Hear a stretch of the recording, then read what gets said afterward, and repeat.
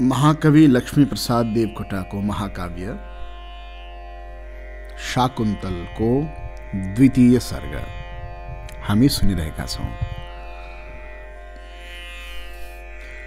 द्वितीय सर्गमा आरम्भमा मालिनी छन्दको प्रयोग छ। यसरी सुरु हुन्छ। विपिन छ बहुशाखा रम्यौच विशाल विटपदलहरूको शीतल स्निग्ध जाल बहुविहगहरूले गुन्छ जो चल्मलाई पवन चपल बास्ना दार पुष्पादि पाई वन छ कुसुमश्रीको देश जस्तो हरियो कल कल जल खेल्ने चलमलाएर चाँदी सरस मृदु मुनाका स्वाद जिज्ञासु साना दुध मुख मृग बच्चा खेल्दछन् नित्य नाना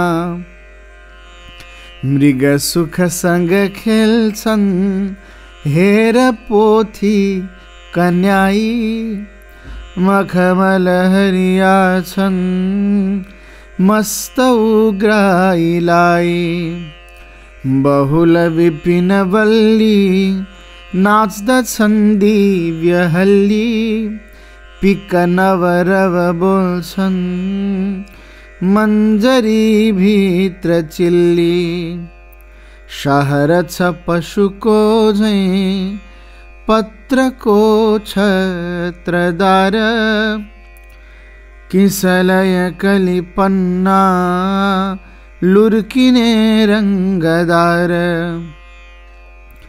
जललवसित मुक्त हार झैं झर्छ दाना विविध विटप खम्बा छन् अलङ्कार नाना ध्वनित पवनले छन् बाँस बाजा बनैया चिरबिर चुचु चुचो चारु चल्छन् गवैया महल छ लहराको क्या हरा फूलदार मृदुल हरित तन्ना फूल बुट्टा हजार छिरबिर कति बुट्टा छन् कलाका छहारी मधुर गति मरुतले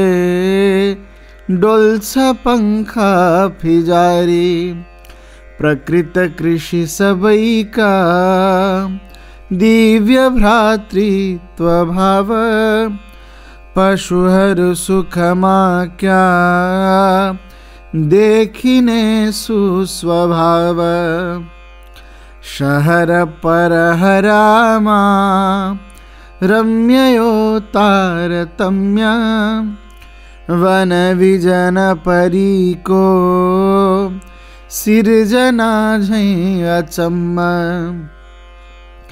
रवि कर कन छेकी पालु वाले हजारा प्रकृति हृदय खोल्छे ध्यान का दृष्टि द्वारा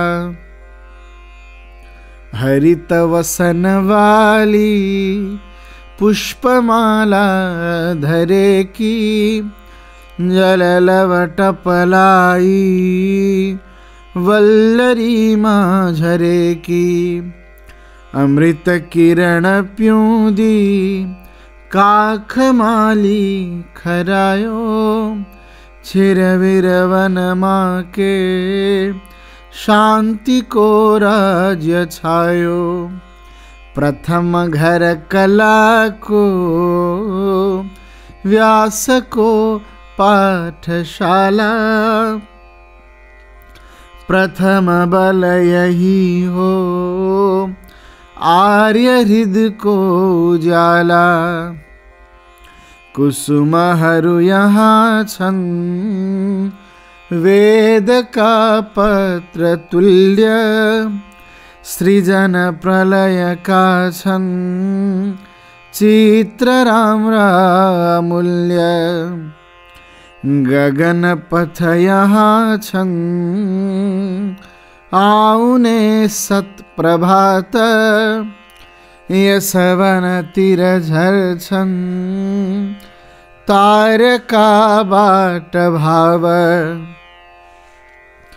पवन पनि अनौठा चल्छ काने खुसीले, प्रथम ध्वनि मिहिले भर्छ आत्मा खुशीले।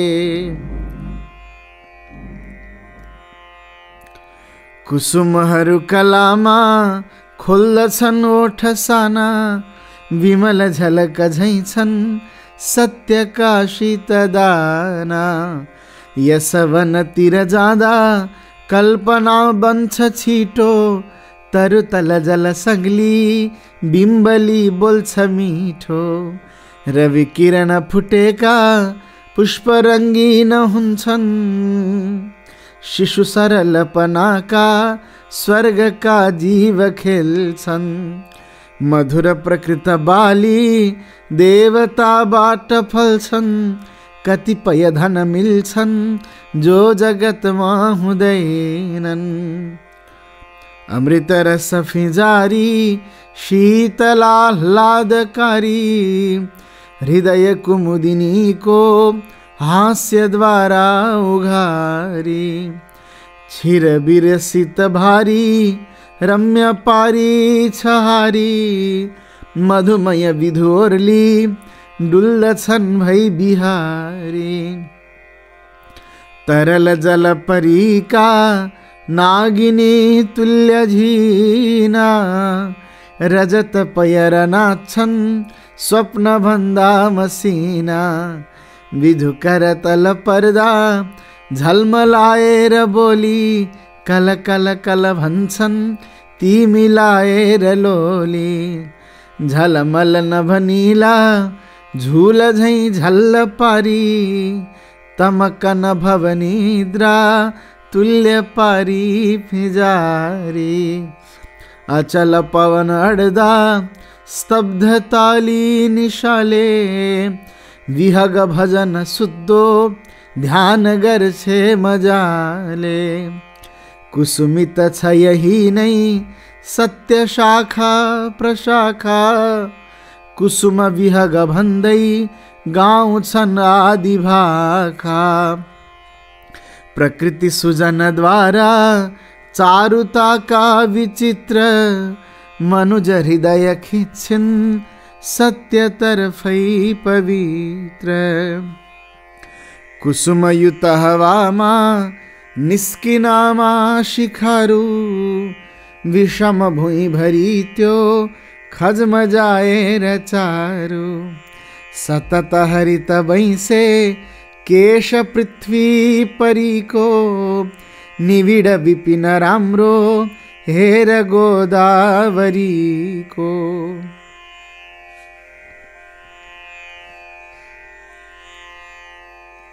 अब शिखरिणी छंद।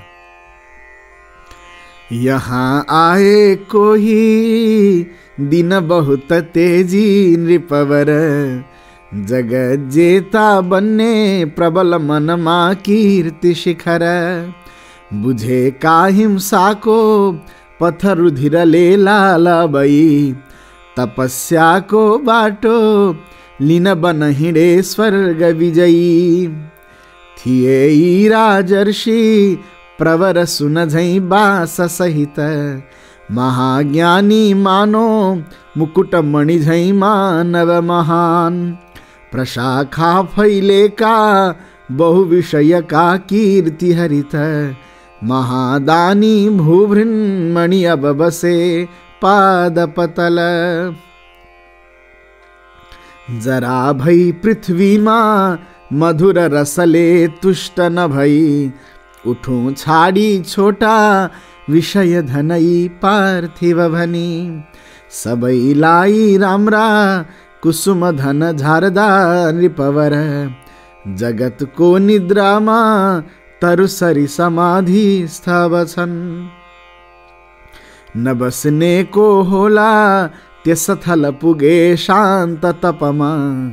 हराले बाँधेका तटकन चुमेका कल कल। उज्याला झल्कादी जल लहर बेरेर रसिला। जहाँ बग्छिन् श्रद्धा जलधिकन सम्झेर सरिता। नदी छर्छिन् सारा धन झिलिमिली चारु करले। नहीरा भन्छिन् ती न त सुन न मोती लुग लुग। बगाई ती चार्दी महलहरू छाडी कन पर। सबै छन् छन् भन्छिन् उछली उतै भक्ति रसमा। हसिलो चालाती जलधितिर पाषाण पथमा। कुरा मिठो गर्दै रवि किरण टिप्दै प्रगतिमा। भजी पारावार प्रकृति कन भन्दी चल चल। थिन बासना फुल्दी मुनि मन लता तुल्य सल। त्यहाँ सुत्थे सुन्दै चिर समय पाषाण पथमा। ली निद्रा मिठो कल कल कुराका महलमा। त्यहाँ धानी झ्याउ च्यवन ऋषिको झैँ छ गहना। त्यसै भुल्थे आफ्नो परुषपन ती झङ्कृत बनी। सधैँ झल्किन्थे ती दिनकर त्यहाँ ईश्वर सरी। हजारौं बन्थे ती कति झलक खेली वरिपरि। अँध्यारै ओर्लेमा जगत भर ताराहरू झरी। सधैँ स्वर्गै खेल्थ्यो हृदय तलमा कल कल गरी। सुधा झर्थ्यो मिठो शशिवदनको शीतलतम। हवा सुत्थ्यो पातै पनि अचल बन्दै हरदम। सुषुम्ना झैँ बाङ्गो जलपथ कुनै नागरमणि। बने जस्तै चल्थ्यो परतिर महाशून्य तल त्यो। पुगी बग्दै टाढा कठिन कठिन पथमा शोणित नदी। नदी देखी भजदी खुश दिल बनी ब्रह्म जलधि। दुवै आँखा चिम्ली दिवसर निशातुल्य सुचिर।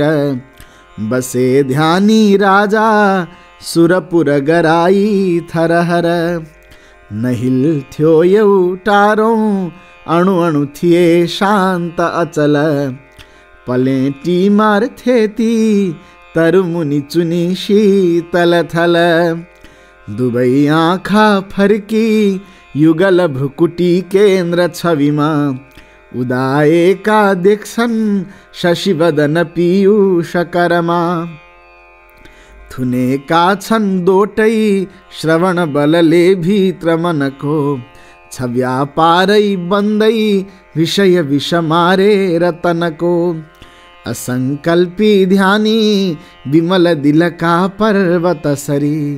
निशामा छन् अड्दा पवन नचलेका रौमुना। अँध्यारो भो सारा जगत अब कालो तिमिरता। निभे बत्ती काला रंग सब मिली कृष्ण रंगमा। उज्यालो भो एउटै कमल दिलको वै विकसित। बने जीवात्माती भ्रमर सरी चुस्दा हरिरस। गए फ्याँक्दै फ्याँक्दै तह तह अनेकौं तिमिरका। उडे पत्रे बोक्रा जब ऋषि बसे शान्त तपमा। उडे काती आत्मा सुरपुर तिरै उन्नत भई। उठे बजरी लाई अब भय महाभीषण दी। हरे हामी भन्छौं त्रिभुवन जितौं शस्त्र बलले। गुनी सेना संख्या रुधिर पथमा झूट छलले। आहा सतको प्यारो सुखद पथमा शान्त विजयी। अशोकै छन् एउटा कि त अघि थिए कौशिकै नै। परीक्षा ठुला छन् जटिल तर यो शान्ति पथमा। करोडौं सेना छन् समर पनि छन् शान्त रणमा। यिनैलाई जित्नै कठिन छ मिही अस्त्र बलले। जिते सारा आफै अमरपति जित्छन् सहजले। परीका गाला झैं रस मधुर प्यालाहरूले। विलासीका नेता त्रिदशपति निर्धक्क संगति। सुगन्धी स्वर्गैको अमरपुरमा दिव्य महल। बनाई राज गर्थे तर डर पसी बिह्वल बने। सुरीला फुलदाती सुरवन परी बैंससर। उज्याला पाएका गुनगुन गरी गान मधुर। टिपी राम्रा राम्रा रंग सहित अम्लान कुसुम। गलालाई गुथे अति ललित माला हरदम। तिनै नाच्थे छमछम कुसुम पदलेको किल ध्वनि। पखेटा फरफर भई रस सहित लचकी कन घुमी। जुनेली जादू झैं वसन पतलामा अध खुला। नितंबी रेखा भई रस मधुरले मोहन कला। नटी नाच्थे छमछम गिरी विपिन का निर्झर कला। छरी हीरा झलझल लहर हसिला नृत्य रसिला। जुहारी शोभामा स्वर मधुरले नंदन बन। सदा पार्थे गाना लहर हरियो पुष्पित धन। करोडौं देवताका मुकुट मणिले पाउ सजिने। रिसाएमा सारा शिखर डरले थर थर हुने। अनेकौं योद्धाका असुर शिर छेदी कुलिशवान। डराए ती इन्द्रै थरहर हुँदा त्यो तप महान। गडड गड गड कन्थ्यो घन महिम भई शक्ति जसको। चड चड चड कन्थ्यो गिरी शिखर भेदी कुलिश त्यो। झझल झल झल कन्थ्यो धनु पनि जगतका नजरमा। तपस्वी को ठुलो बल अघि त्यही दब्छ डरमा। तपस्या का तेजी विपिन तटमा निश्चल थिए। जगत जेता जस्ता जटिल जगती जाल उखड़ी।